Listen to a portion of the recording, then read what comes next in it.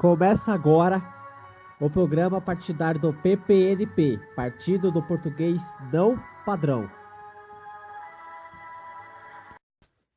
Somos do Partido do Português Não Padrão.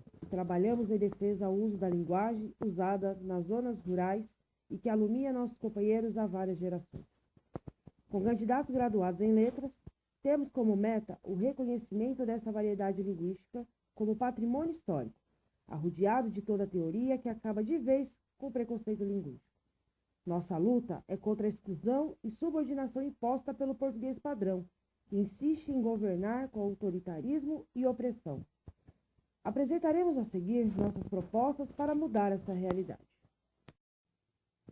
É retirado das letras B e N, depois das sílabas tônicas. Que raio é isso? Iniciamos essa luta em defesa do nosso povo que fala palavras consideradas erradas pela norma padrão, como, por exemplo, homem, onde, garagem, homenagem, linguagem, protege, entre outras. Reforçamos a ideia de que isso não é errado, pois certa vez resolveram criar uma língua correta e abriram algumas exceções, como vemos na tabela a seguir.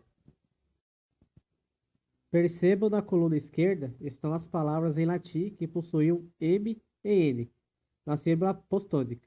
Na coluna da direita estão algumas palavras em português que tiveram essa consoante retirada. Se a norma padrão pode ficar em cima do muro, criando exceções para tudo, qual o problema em aceitar que os menos favorecidos foram além das expectativas, mesmo sem ter acesso ao ensino e explicaram essa regra melhor que os estudiosos? Quem não se lembra desses verbos? E o que tem a ver? Essa história de julgar o certo ou o errado é típico da concorrência para justificar esse modernismo que eles inventaram.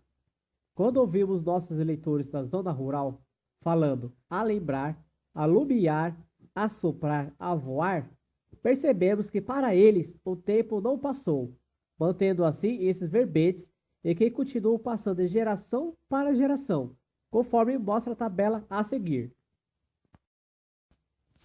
Devemos reconhecer o patrimônio histórico que existe por trás desse linguajar e não acertar que o PPP trate isso como fósseis ou arcaísmos linguísticos. Ou reconhecimento da partícula C como sujeito. Que diferença isso faz? Novamente, aproveitamos o deslize do outro partido para apontar mais uma falha. Segundo suas regras, a partícula C, encontradas em algumas orações, não são consideradas sujeitos. Ora, são agentes da passiva, ora, são objetos indiretos. Porém, essa regra pode induzir nossa população ao erro, como veremos a seguir. A partir desse pensamento antiquado, percebam que encontramos galinhas suicidas, criminosos procurando por si mesmos, os telhados que enxergam e assim por diante. Eles não reconhecem que nosso modo de falar, aparentemente errôneo, está mais atualizado que suas regras.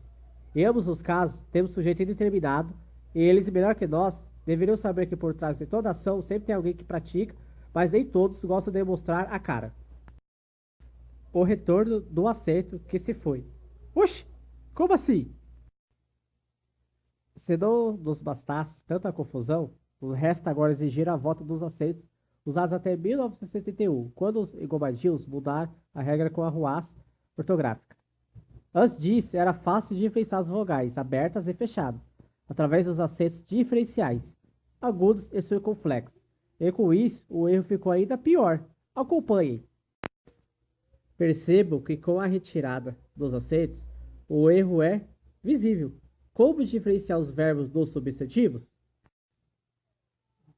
Em decorrência dessas mudanças gramaticais, os colégios repassam esse ensino opressor, corrigindo em excesso e gerando bloqueio nos nossos pequenos aprendizes da língua que até desistem de estudar.